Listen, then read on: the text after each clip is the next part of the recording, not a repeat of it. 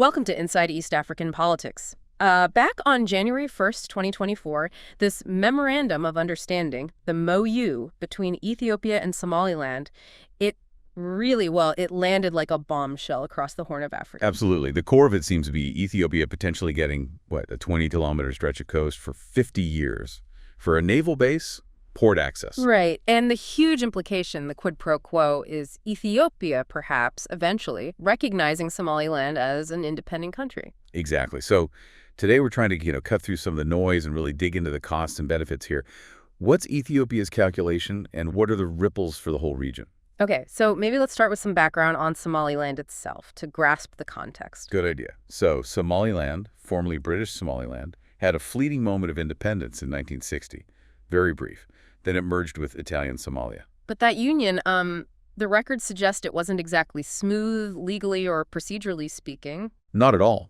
There were significant flaws pointed out. And after decades, that included, frankly, marginalization and oppression, Somaliland declared it was reclaiming its sovereignty in 1991. And their argument is key here. They say it's not secession, it's restoring the statehood they had before the merger. Precisely. They argue they meet the Montevideo criteria, population, territory based on those old colonial borders, and effective government, and crucially, the capacity for international relations. And they have built something there, right? Democratic institutions, a constitution that got, 97% support in a referendum back in 2001? Yes, and even an AU fact-finding mission in 2005 acknowledged the legal question marks around the original 1960 union. Yet, despite all that de facto independence, relative stability compared to neighbors' formal recognition just hasn't happened. Why is that? Well, it mostly comes down to the one Somalia policy that dominates internationally.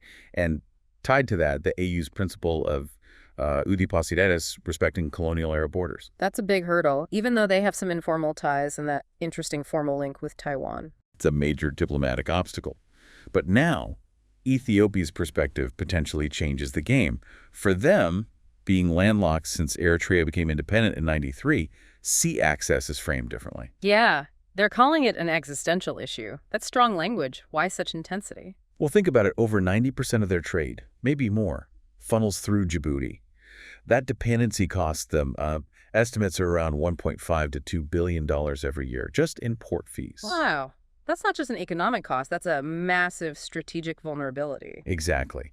So access via Berbera port in Somaliland, that offers a vital alternative. It reduces that dependency, gives them a presence on the Red Sea, Gulf of Aden, very strategic waters. Plus, Ethiopia has ambitions to rebuild its navy, right?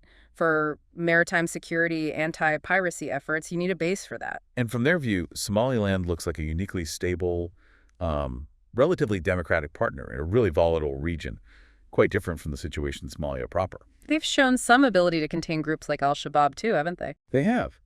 And recognition could potentially unlock more international support for Somaliland's own security capacity. So it's this mix for Ethiopia: economic necessity, strategic positioning, finding a reliable regional partner. It feels like a convergence of interests driving this MOU. It certainly looks that way. But of course, a move this big carries enormous risks. And the biggest one— Somalia's reaction, surely. Absolutely. It's seen as a direct violation of Somalia's internationally recognized sovereignty and territorial integrity. That's enshrined in their constitution, international law, uti possidetis again. And Mogadishu didn't hesitate. Condemned the deal, recalled its ambassador from Addis, expelled diplomats. Tensions spiked immediately. Dangerously high. Somalia quickly started reaching out to Ethiopia's rivals. You see moves towards Egypt, Eritrea. There's talk of a potential anti-Ethiopian bloc forming. Which raises the specter of proxy conflicts, doesn't it? It does. And another huge concern is counter-terrorism. Could Al-Shabaab exploit this?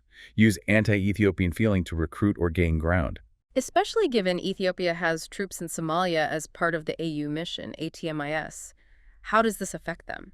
It potentially jeopardizes their position there, yes. Yeah. And then there's the wider African context of the Pandora's box sphere. The precedent argument. That recognizing Somaliland could encourage other secessionist movements across the continent, undermining that core AU principle of stable borders. Exactly. That resonates deeply with many African states. And don't forget the economic costs for Ethiopia beyond the diplomatic fallout. Building the infrastructure for the Berbera corridor will cost billions. And couldn't Djibouti retaliate? Maybe hike their port fees? That's certainly a risk they have to factor in. Diplomatically, Ethiopia could find itself isolated if key partners prioritize Somalia's sovereignty and the AU line. So if we look at this through what analysts often call a realist lens, Ethiopia seems laser-focused on sea access as a core national interest. They've used terms like geographic prison. I think that framing captures their perspective. This MOU really reflects that realist calculation, prioritizing what they see as an absolute existential need, even weighing the significant regional and diplomatic risks. It's a major trade-off they seem willing to navigate. They have looked elsewhere too, right? Like exploring options via Port Sudan. Yes, they've kept options open. And then we had the Ankara Declaration in December 2024, brokered by Turkey. That seemed aimed at de-escalation with Somalia. Right, it mentioned potential commercial sea access deals, but significantly under Somalia's sovereignty. But here's the crucial bit.